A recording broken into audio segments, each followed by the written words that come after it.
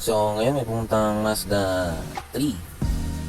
So ang issue daw is pagka ni-rev, humihina ang power, nag-low power, hindi nag-high rev. Kaya diniagnose natin ang tumabas fuel pump. Kaya binuksan natin yung fuel pump, ginawa natin.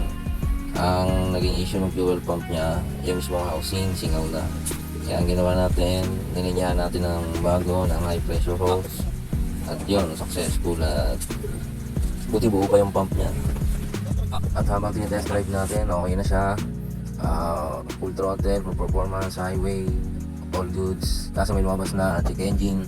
Ngayon, in-scan natin. Ang lumabas naman yung another sira naman niya na output speed sensor, yung mga tungkol sa speed niya. Ito yung mga codes niya, P0720 and P0500. Ito nga pala gamit natin ngayong scanner si Tamagotchi dahil nasa service si Ting tool natin. Buti na lang dalawa scanner kahit pa paano pagka wala yung isa meron pa rin pang trouble pagka may naiiwan.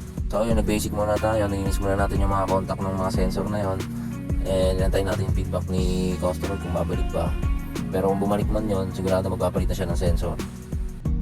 And that's all for today. Wow! Nice!